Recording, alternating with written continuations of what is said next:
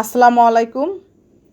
সুপ্রিয় শিক্ষার্থীবৃন্দ, সম্মানিত অভিভাবক মণ্ডলী ও শ্রদ্ধেয় সহকর্মীবৃন্দ, পোড়াবাড়ি শাহ সুফি ফজলুদ্দিন উচ্চ বিদ্যালয়ের অনলাইন ক্লাস থেকে সকলকে জানাচ্ছি শরতের শুভেচ্ছা ও স্বাগতম।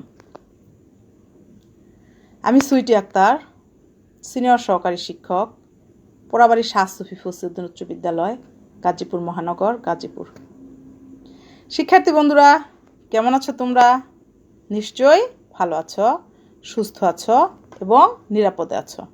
আলহামদুলিল্লাহ, আমিও ভালো আছি। আজকে আমি এসেছি নবম ও দশম শ্রেণীর শিক্ষার্থী বন্ধুদের কৃষি শিক্ষা বইটি নিয়ে। আজকের অধ্যায় হচ্ছে পঞ্চম, বনায়ন, পরিচ্ছেদ প্রথম, বাংলাদেশের বনাঞ্চলের বিস্তৃতি। বন্ধুরা, তাহলে তোমরা বই, খাতা, কলম নিয়ে বসে পড়ো এবং প্রয়োজনীয় তথ্যগুলো খাতায় লিখে নিবে। বন্ধুরা, এই অধ্যায় শেষে তোমরা বাংলাদেশের বনাঞ্চলের ধরন ব্যাখ্যা করতে পারবে, বাংলাদেশের বনাঞ্চলের নাম উল্লেখ করতে পারবে, পাহাড়, সমতল ভূমি ও ম্যানগ্রোভ বনাঞ্চলের বৈশিষ্ট্য বর্ণনা করতে পারবে, সামাজিক বনায়নের প্রয়োজনীয়তা ব্যাখ্যা করতে পারবে, কৃষি বনের বৈশিষ্ট্য উল্লেখ করতে পারবে। তাহলে বন্ধুরা, চলো আমরা বনায়ন সম্পর্কে কিছু তথ্য জেনে নিই। শিক্ষার্থী বন্ধুরা, বৈজ্ঞানিক পদ্ধতিতে বনভূমিতে গাছ লাগানো, পরিচর্যা ও সংরক্ষণকে বলা হয় বনায়ন। বনায়নের ফলে বনভূমি হতে সর্বাধিক বনজ দ্রব্য উৎপাদিত হয়। বাস উপযোগী পরিবেশ তৈরি ও তার সংরক্ষণে বনের ভূমিকা অপরিসীম। কোনো দেশ বা অঞ্চলের বিস্তীর্ণ এলাকা জুড়ে বড় বড় বৃক্ষরাজি, লতাগুল্মের সমন্বয়ে গড়ে ওঠা বনকে বনভূমি বলা হয়। প্রাকৃতিক ভারসাম্য রক্ষায় একটি দেশে মোট আয়তনের তুলনায় বনভূমির পরিমাণ শতকরা 25% হওয়া অপরিহার্য, কিন্তু আমাদের দেশে বনভূমির পরিমাণ প্রয়োজনের তুলনায় খুবই কম। সরকারি হিসেব মতে বর্তমানে আমাদের দেশে বনভূমির পরিমাণ মাত্র 17%। ইউনেস্কোর মতে বর্তমানে আমাদের দেশে বনভূমির পরিমাণ শুধুমাত্র 10%। বন্ধুরা, বন একটি দেশের মূল্যবান সম্পদ। আর্থসামাজিক উন্নয়ন ও পরিবেশগত ভারসাম্য রক্ষায় বনের ভূমিকা খুবই গুরুত্বপূর্ণ। সরকারি হিসেব মতে বর্তমানে বাংলাদেশে মোট বনভূমির আয়তন 22.5 লক্ষ হেক্টর। অধিকাংশ বনভূমি দক্ষিণ পূর্বাঞ্চলে অবস্থিত। দেশের উত্তর ও উত্তর পশ্চিমাঞ্চলে বনভূমির পরিমাণ খুবই কম।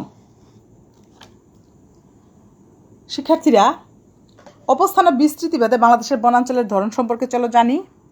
বনভূমির অবস্থান ও বিস্তৃতি অনুসারে বাংলাদেশের বনাঞ্চলকে প্রধানত 5 ভাগে ভাগ করা হয়েছে।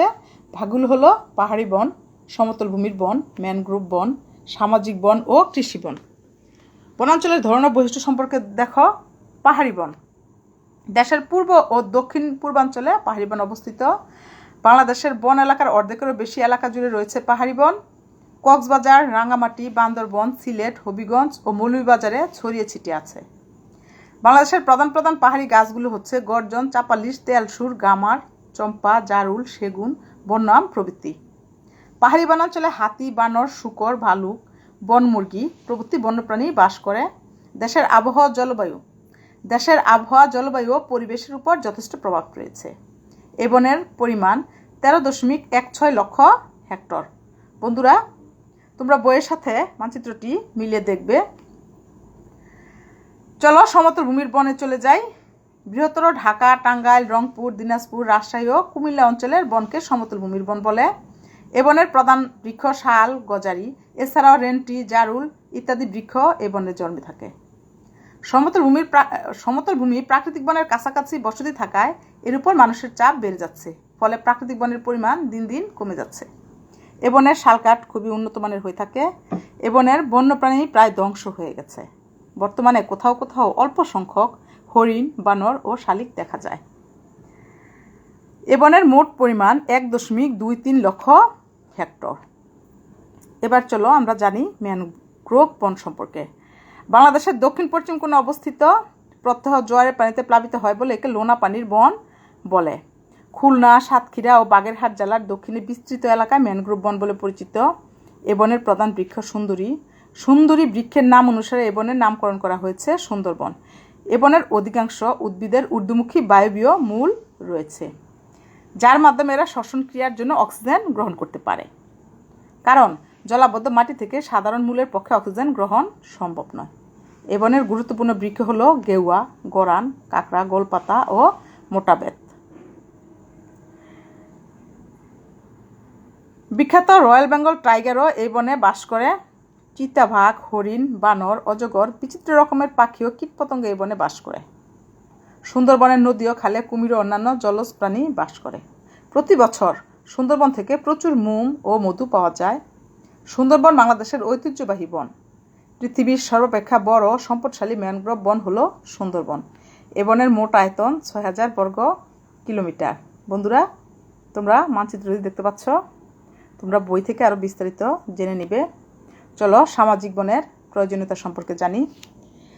গৃহ নির্মাণ, আসবাবপত্রের জন্য কাঠের যোগান দান ও জ্বালানি কাঠের ঘাটতি পূরণ, জমি, বসতভিটা, সড়ক, রেলপথ, বাঁধ, খাল, বিল ও নদীর পাড়ে বিভিন্ন রকম প্রতিষ্ঠান বনায়ন, পরিবেশ সংরক্ষণ, দারিদ্র জনগোষ্ঠীকে কাজে লাগানো এবং দারিদ্র বিমোচন, পশুখাদ্য, শাকসবজি, ফলমূল, ভেষজ ও বিনোদনের জন্য বন সৃজন, বপন উৎপাদিত কাঁচামাল গ্রামীণ কুটির শিল্পের সরবরাহ করা ও জনগণের জন্য কর্মসংস্থানের ব্যবস্থা করা, প্রাকৃতিক ভারসাম্য রক্ষা, পরিবেশ দূষণ রোধ ও মরু বিস্তার রোধ করা, ভূমিক্ষয় রোধ করা, জনসাধারণের মৌলিক চাহিদা পূরণ। বন্ধুরা, এই ছিল সামাজিক বনায়নের প্রয়োজনীয়তা। আমরা জানব কৃষি বনের বৈশিষ্ট্য।